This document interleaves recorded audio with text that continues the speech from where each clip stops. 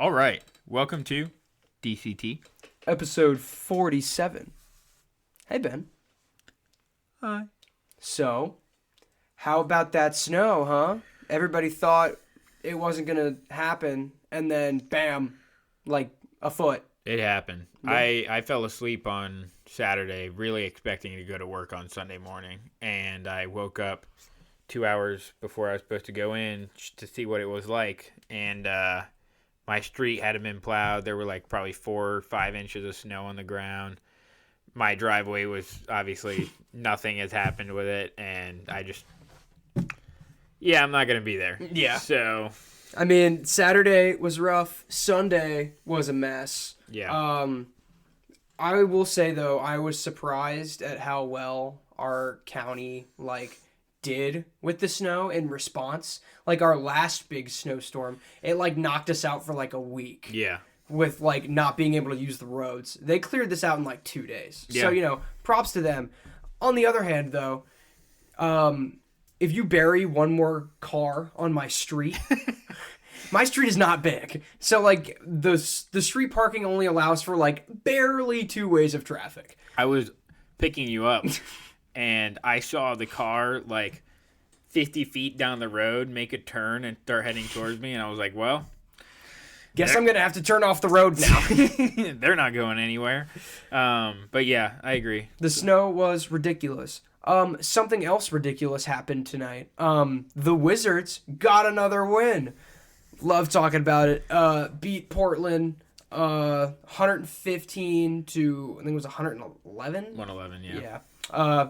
And, repping the boy Alex Sarr had a freaking monster game tonight. Absolutely monster. Put up 29 points on 29 shots. Yeah, I mean, that wasn't the monster part of it. But, 29, 12, and 3, 6 blocks, still leading the league in blocks per game. So, I will... take my strides when I get them. Ben and I are going to the game next week. Maybe we'll win that one. Who knows? They kind of have this thing where, they'll win a game and then they'll, lose 3. So that way they can, keep their pick. So, technically, if they lose the next 2, the game we go to will be the win. So... hypothetically. February 3rd against the Knicks. Ben and I will be at that game. Come see us.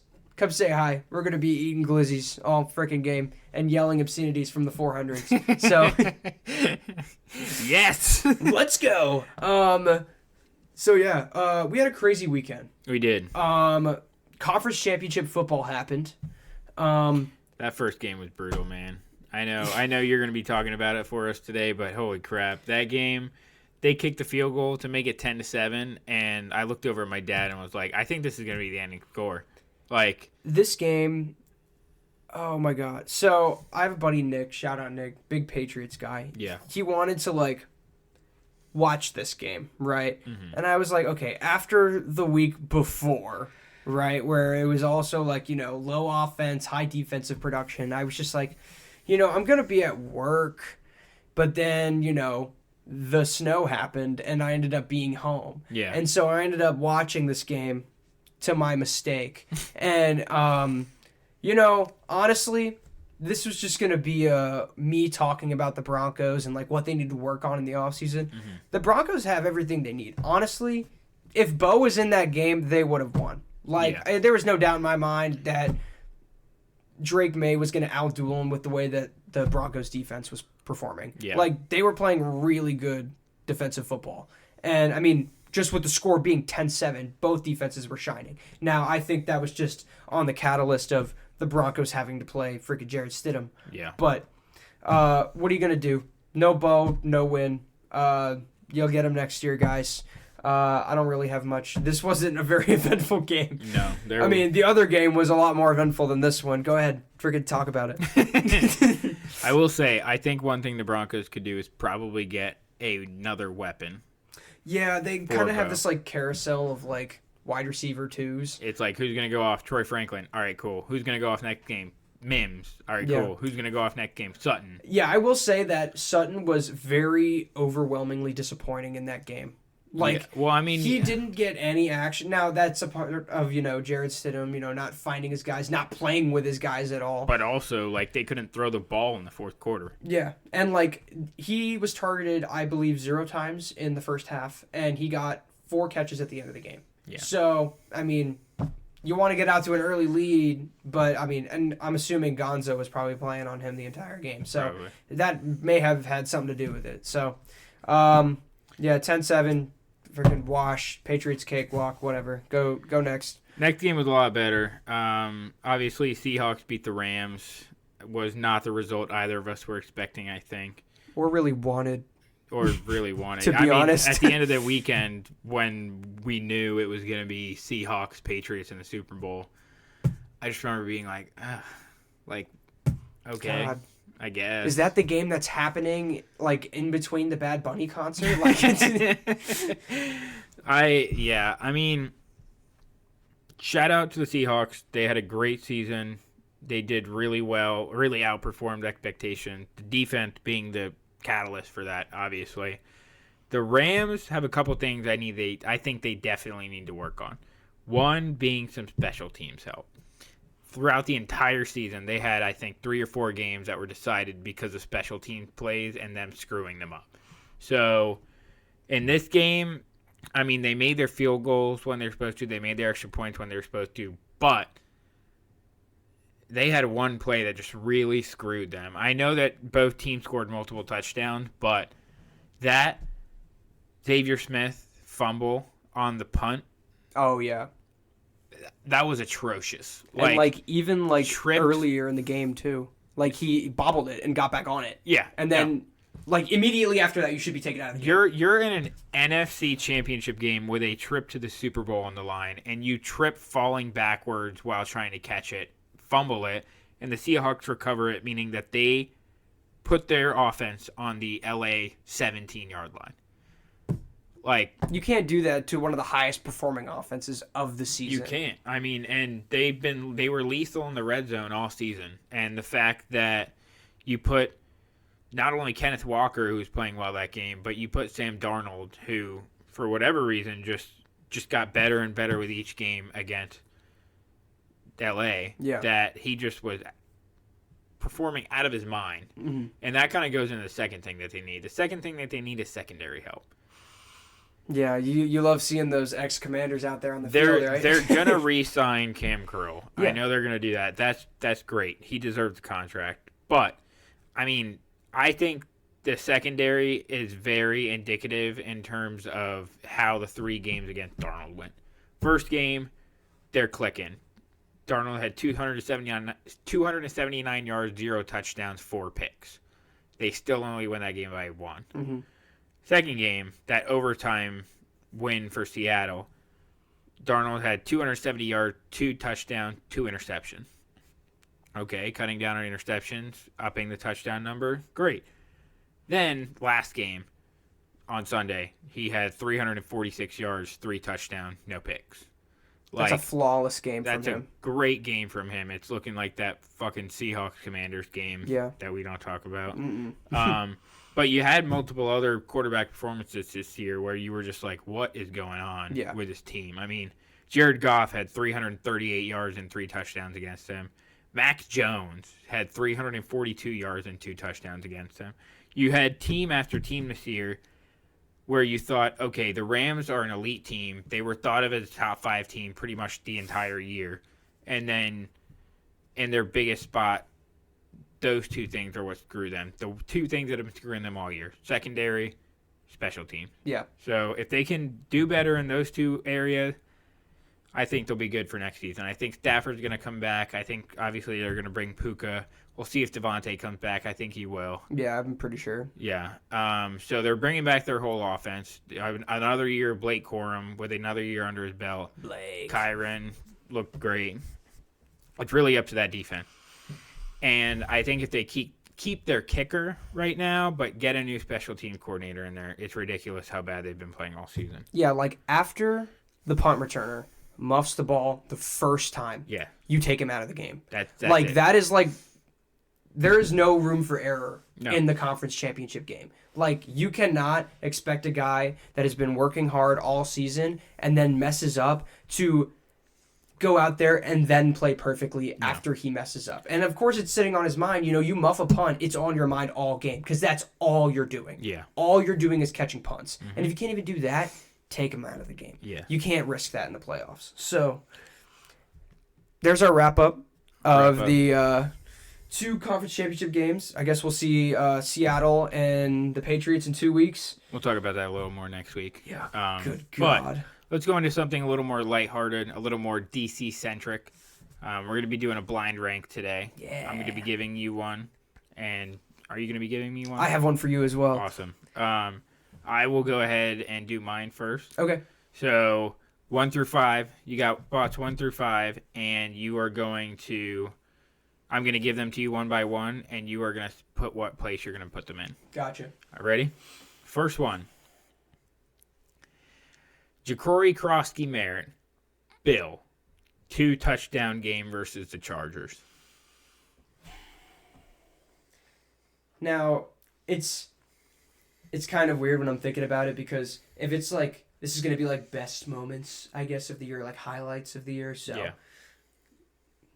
There wasn't that many, but I mean, I'm going to put this one, I'm going to give it a 3. I'm going to keep that 3. as a benchmarker. I liked that game. I think Bill had some better games, but that was definitely like a top 3 performance this year from him. Okay, so you got 1, 2, 4, 5 left. Yep. Second one. The Jaden Daniels / Bill fumble leading to the Bears win. 5. Like, immediately bottom of the barrel. I didn't like that very much. I mean, and then like the Bears let us know, you know, constantly. God. Day after day. Like they won the Super Bowl or something. It's crazy. It was bad. Yeah. But the third one. Jeremy McNichols' 60-yard touchdown run to beat the Raiders, essentially. 2.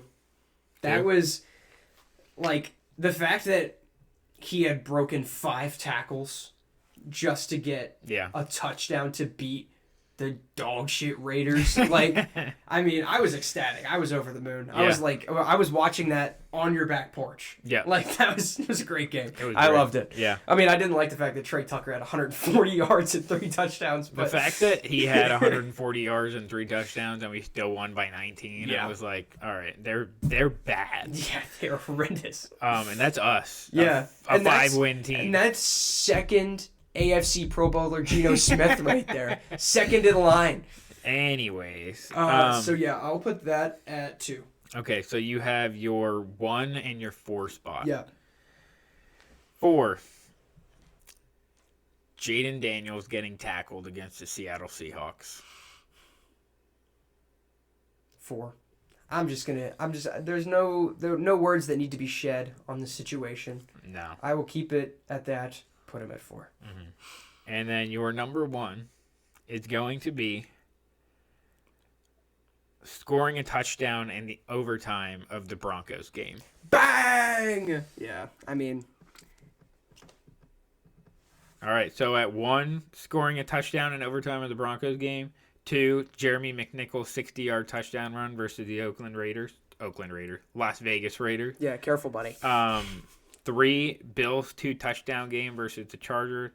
4, Jaden getting tackled during the Seattle Seahawks game and almost dying on the field. And 5, the Jaden / Bill fumble leading to the Bears win. Hey, that's a good ranking. I think the only thing that I would switch on that list, I think I'd switch 2. I think I'd make the Jaden tackle 5. Yeah.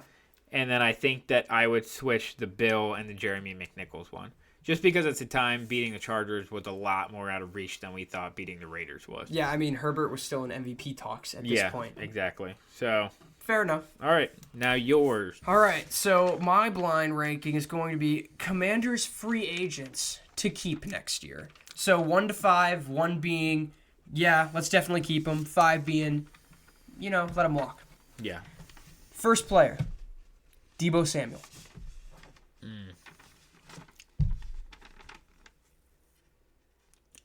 I'm gonna do what you did, establish a baseline. I'm gonna put him at 3.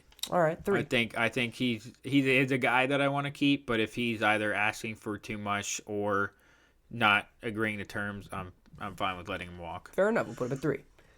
Bobby Wagner. 4. 4. Just under Debo. Just under Debo. I dude, if he was like 2 years younger, I'd be like 1. Not even on like another 1 year. Like no, you're kind of just I'm by sorry. the wayside with him. I'm sorry. All right. Von Miller. Ah, fuck. 5. 5. 5. Yeah. All right. Yeah, just no more Von. No. Get him out of here. No. The 9 sacks didn't do nothing for you this year. We need to get the old guys out. I'm tired of this team being a 33-year-old average team. Fair enough. All right. Treylon Burks. Ooh. I really want to sign Treylon Burks. Now, do I have him over Whoever the last guy's going to be on my list? No, I'm going to put him at 2. You're going to put him at 2? Put him at 2. All right. I think I know who your last guy is going to be, but I want to hear you say it. Dietrich Wise. Fuck. Not who I thought it was going to be. But yes, I'm fine with that being 1. I do like Wise getting signed. I think he showed real promise in that Giants game and that Packers game, sort of, until he got demolished. Yeah.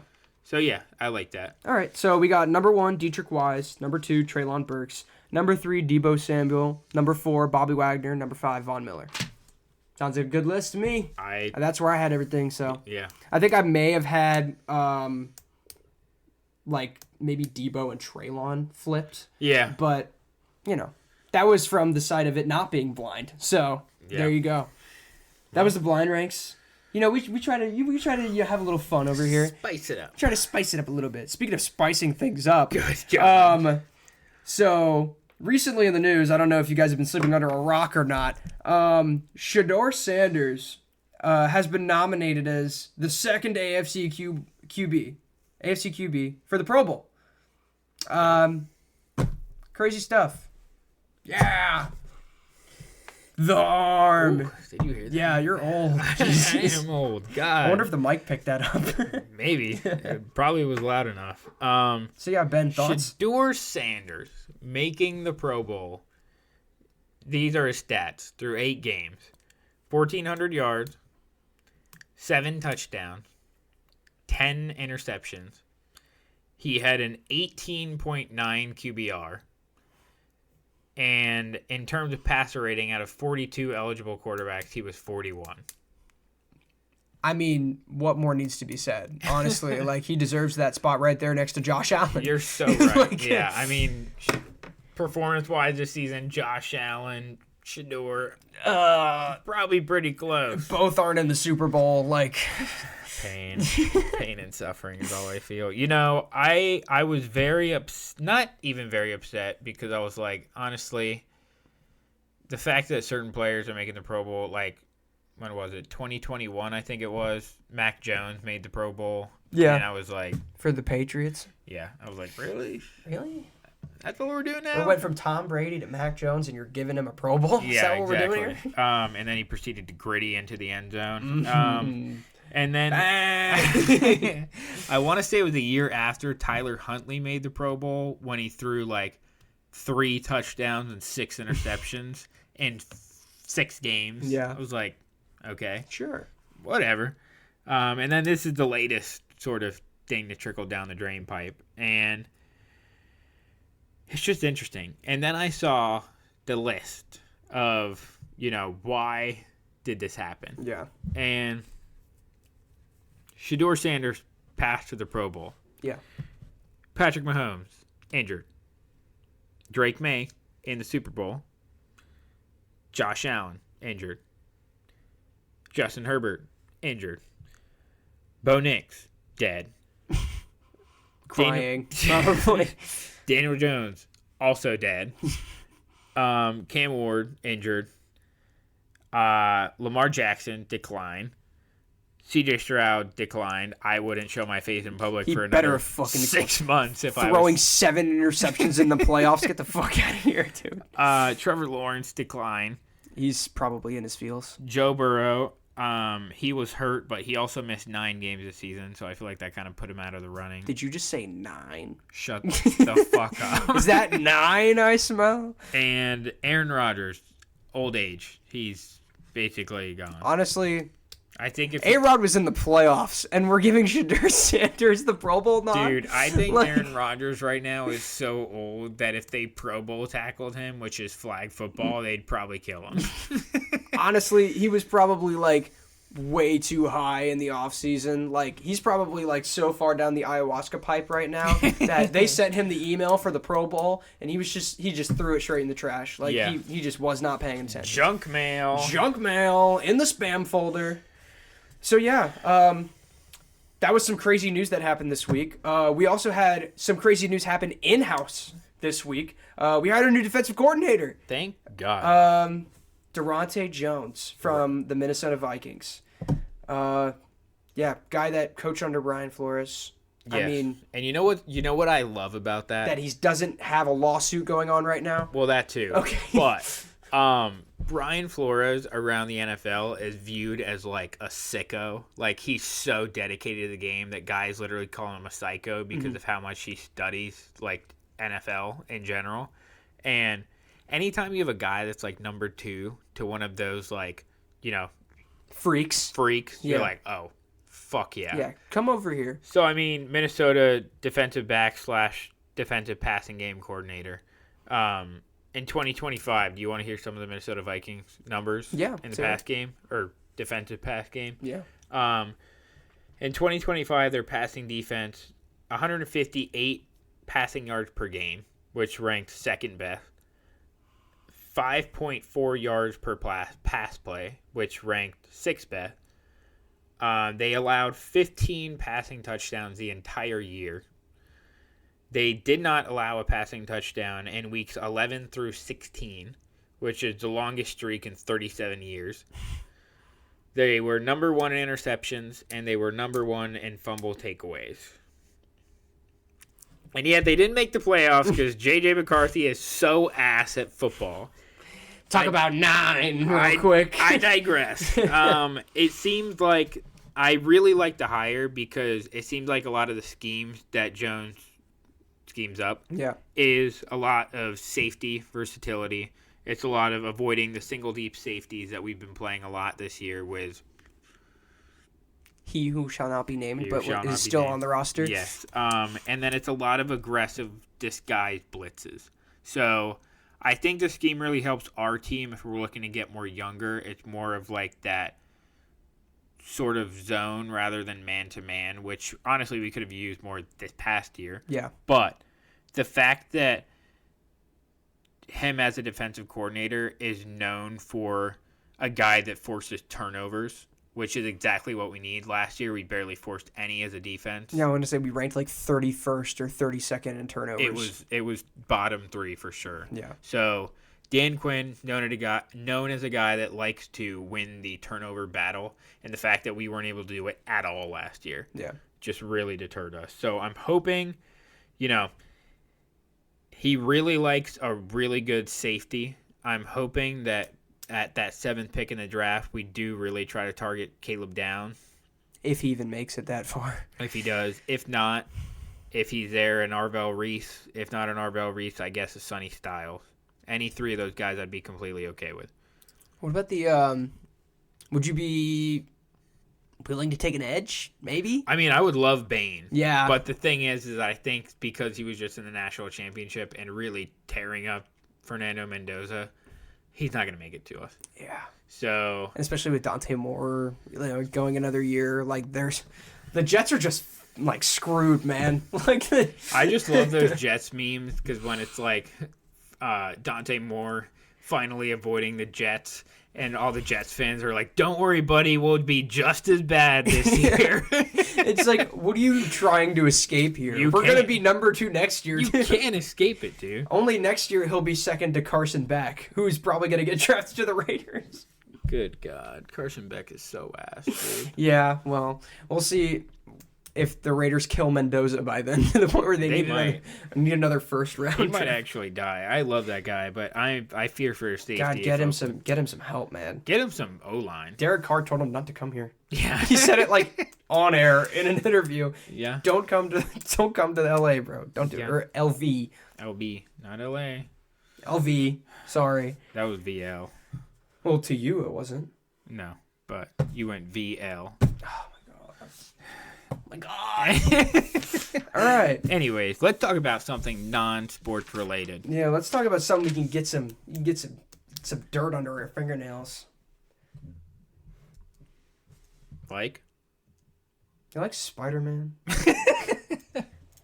You like jazz? I love the Spider-Man movies. Who doesn't? I mean, they're a staple of my childhood. Yeah. So some of them more than others, I will say, because today we're just going to be talking about, the people who played Spider-Man, not including Miles Morales. It's an unfair comparison. He's a cartoon.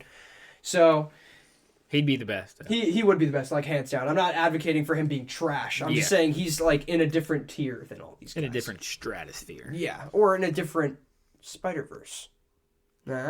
Spider-Man. So we have some differing opinions on who the best one is. We both agree that Tom Holland is the worst. Yes. You know what's funny, too? I feel like Tom Holland is low-key, of the three, the most Peter Parker accurate. Yeah, he's like the most looking like a high schooler. Yeah, like Spider-Man. It helps that when he got auditioned for the role, he looked like he was 10. Yeah. So all you had to do was shave the minimal facial hair he had, and he shaved off 6 years. Yeah, so just like you. Yeah, pretty much. I mean, now I look like a scruffy, like 21-year-old, but then I shave and I look like I just got my learners. Like, it's bad. So, well, I can't stay young forever, I guess. Doesn't help when you're 5'7" either. Anyways, this is actually going to fuel my hatred for this one because Ben over here thinks that Tobey Maguire is the best one. He is. I'm sorry. It's wrong, obviously, because it's Andrew Garfield. But I'm giving him a chance to prove to me that Tobey Maguire is the better Spider-Man. So, Ben, the floor is yours. You've wanted to talk about this for 2 weeks now. So I had a bunch of points written down last week. I forgot all of them. But off the dome piece. Off the dome. I think that both of these guys are not a fantastic Peter Parker. Okay. Like I said before, Tom Holland is the most accurate, in my opinion. Of the two of them, I think Tobey Maguire plays a much better Spider-Man. Okay. And I think that the combination of him kind of learning how to live, especially in that second movie, the one where, he loses his powers and then has to gain them back, living an ordinary life. I think it really speaks to that kind of character arc, character struggle that he has to go through in order to then be that best person that he can be. Right. Obviously, Andrew Garfield goes through a very traumatic loss in that second movie. Spoilers. When his... Wow. Guess I'm hungry again. You're about to go through a traumatic loss. About 5-pound loss. When in that second movie, when Gwen dies, obviously, that would destroy anyone, obviously. But the fact that we don't really see that much of it afterwards, like you see him go to the funeral, you see him moping around, obviously. What, did you want a fucking parade for her dying? No, but I'm saying you saw a lot more of Tobey Maguire's struggle in that second movie. Okay. Like, spanned out throughout the movie, rather than... It was just a depressing movie. What? Oh, the last one? Or the second one. TASM 2? No, when Toby goes through his loss. It wasn't a depressing movie. The whole 2 is just sad. No, it's not. Okay. Dude, Otto Octavius is like the best Spider-Man villain there is. Also, that's another reason why Tobey Maguire is better. His villain, so much better than every other Spider-Man villain. The villains are good. Green Goblin. But they're good because they're cornballs. Green Goblin, Otto Octavius, Venom. All cornballs. Every single one. Cornballs? Every single What one do you of them. mean And you're cornball? missing You've got the fucking machine Rhino Man in the second Tasman movie. Are you fucking kidding me? Hey, don't forget about Electro Man, okay? I'm sorry, he had to fight the giant fucking lizard in the first movie. Are you kidding me? Yes! Like, what? Okay, so my side of the story here. Andrew Garfield, The Amazing Spider-Man, one better comic series. Wait, time out. One last point for me. Tobey Maguire's the only one that produces webs on his own naturally, not the other two. Go ahead.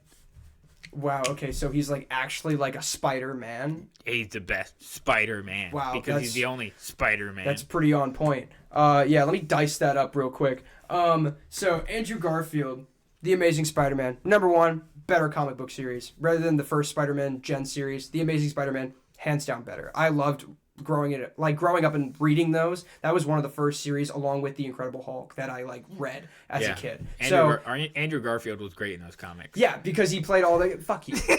But I'm saying in terms of Spider-Man versus The Amazing Spider-Man, right? Yeah. It's setting the scene. It has a better script, right? That's a point that I want to lean into. The Amazing Spider-Man movies had a better script than the previous movies. Now, whether that's cadence to it being a little bit later and the script writing got better, sure, I don't know. But the story arc of not exactly loss from Andrew Garfield's Spider-Man, but how much it was and how intense it was at one point. When you saw Gwen hit the fucking pavement, you didn't expect to see her neck snap on the concrete. That is an image that's burned into everybody's mind who watched that movie. Very intense, almost like a tragedy, right? You know how tragic moments, you only really remember a few things from your childhood, right? Whether it be peaks and lows, happiness and tragedy. That is what I remember. One of the core moments from that entire series is just her snapping her neck. Terrible loss. It's very gut-wrenching. Really gets the audience into it. Really feels for Toby. Well, not Toby, but fuck Toby. Andrew breaking down for the next 3 minutes about how bad he just has to carry his decrepit girlfriend off the screen. Dead. Yeah, just dead. Another thing that he definitely has over Tobey Maguire. He's a much better actor than Tobey Maguire is. Andrew Garfield is a much better actor. Yeah. Now, he's probably had a lot more acting experience than Tobey Maguire has, but I would say all around, the actor makes the role. If you are not a convincing enough actor, your role is not going to get portrayed in the way that you want it to. Andrew Garfield plays it perfectly. He dips into his emotions when he's acting, rather than, I feel like Toby kind of puts everything out there. Especially when he goes through his bad boy Venom arc, and he's big cool boy. Dude, Tobey Maguire. Bully Maguire was the greatest. He kind of wears his emotions out on his sleeve and doesn't really let anything kind of eat at him. Andrew kind of internalizes that. He starts to get into kind of the soft, Poindexter glasses and beanie kind of guy. I'm not saying that because I'm wearing the hat. I'm just saying that because I love Andrew, and I love a lot of his other works as well. And Hacksaw Ridge, fire, such a good movie. Let's see. Oh God, why am I blanking on it now? Tick Tick Boom. Yeah, fire. Yeah.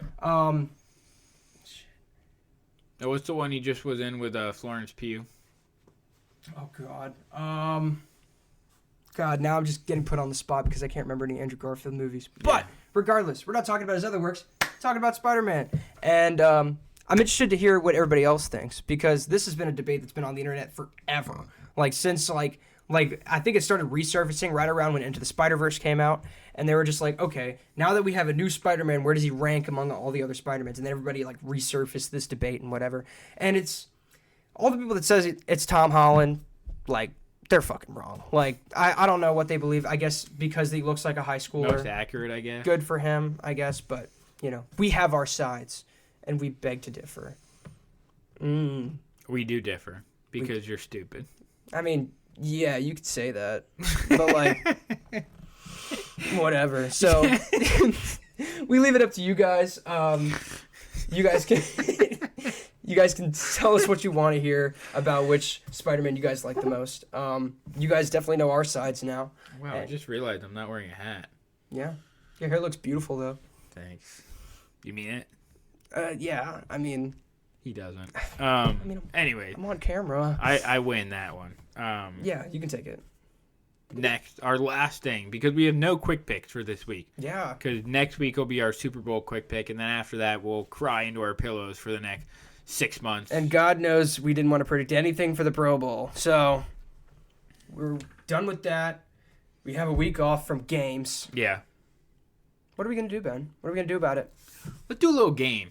I like games. We came up with a little idea while we were getting our food ready for this. Shout out Wingstop. Shout out Wingstop.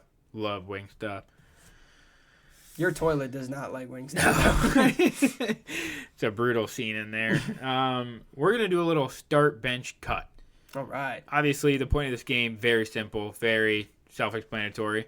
We're going to give each other 3 players. They're both going to be Washington-centric players. They're both going to be Washington Commanders / Redskins / football team players. And we are going to have to start one of them, bench one of them, and cut one of them. Would you like to go first, Keenan? Yes. So I had the privilege of picking the quarterback position this week.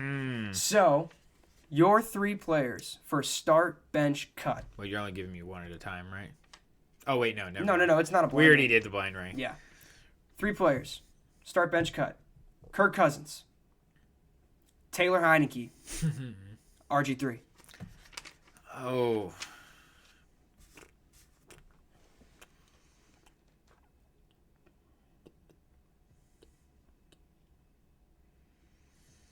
This is brutal.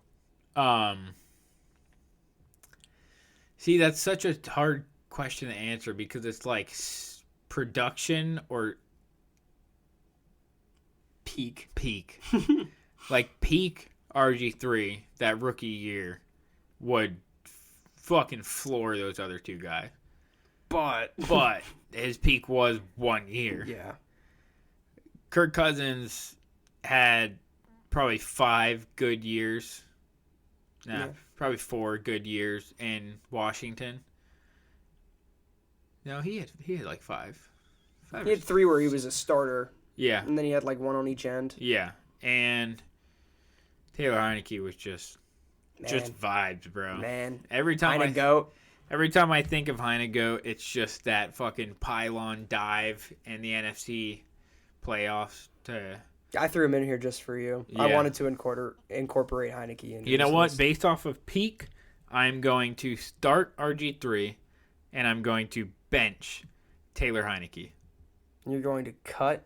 And I'm going to cut Kirk Cousins. Kirko in the trash. Regardless of who starts for me, I don't think this is a crazy thing to say. I think Taylor Heineke is my backup quarterback because he plays that role so well.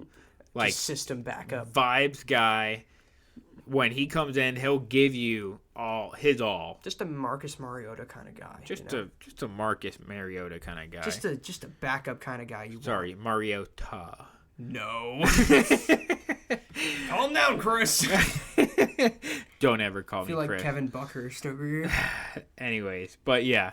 And I mean, like, Kirk's great. Kirk's never going to win a Super Bowl. Are you going to die on that? Yeah. Well, but obviously, yeah, now. Someone clip that.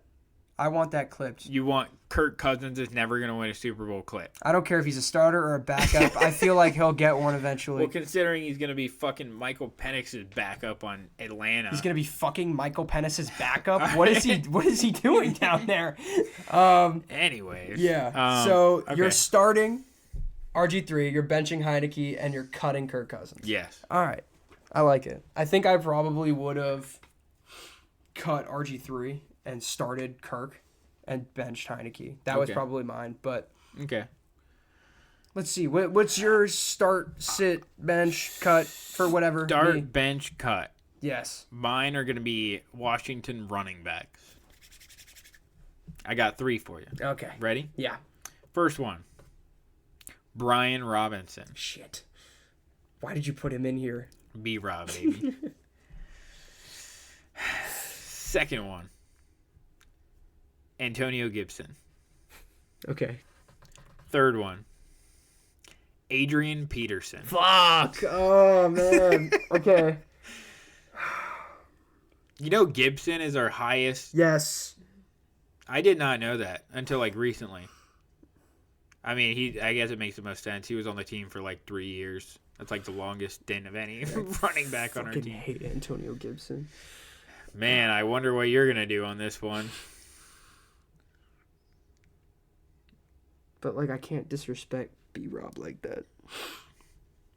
You just said in succession, I hate Antonio Gibson, and then followed it up with, I can't disrespect B-Rob like that. Because I was going to start him over AP, but now I'm like... No. Because we had, what, 40-year-old Adrian Peterson? 40-year-old Adrian Peterson gave us the longest running back run of any running back we've had in the last 10 years. Great job. He had one play. I'm so sorry. I mean, he was still rushing over 1,000. But... Third. He's third in yards for us since 2010.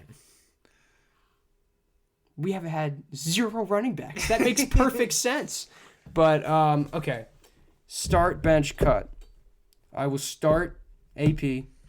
I will bench B-Rob and keep Gibson's ass in New England, bro. Keep him winning a Super Bowl this year. That motherfucker. I hate him so much. Why is he going to win a Super Bowl this year? Oh, my God. Is it possible to, like, blow up the Super Bowl this year? All right, calm down. Anyways, that's a great way to end the episode. We're going to cut it there. Thanks for listening, guys. I'm going to give Keenan a hug after this because he obviously needs it to cool down after his Antonio Gibson-fueled rage. Just throw me the ball at training camp one time. That's all I asked of you. To give you guys some background into one of the reasons why Keenan hates Antonio Gibson, other than his extreme fumbling issues, is the fact that Keenan and I, 3 years ago now? Yeah, something like that. Went to a Commanders training camp.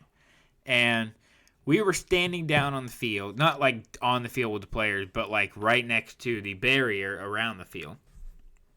And there were players coming over, throwing the ball with us, throwing, who was out there? It was Gibson. I think Sam Hartman was out there. Yeah, he was throwing a few. I want to say maybe Terry had come over. You know who it was? It was Howell. Yeah. Howell was at quarterback. I don't think Hartman was there yet because he was still in college.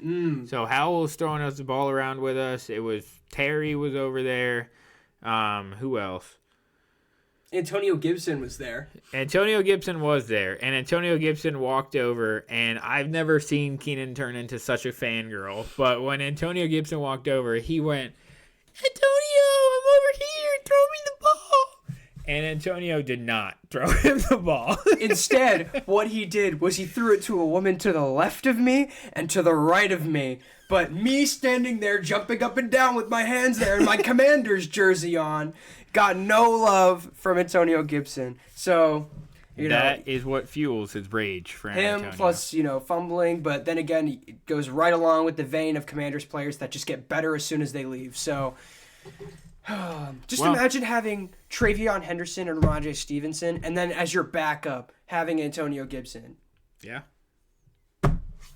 Would have been us this year with B-Rob, but we decided to get rid of his ass, so...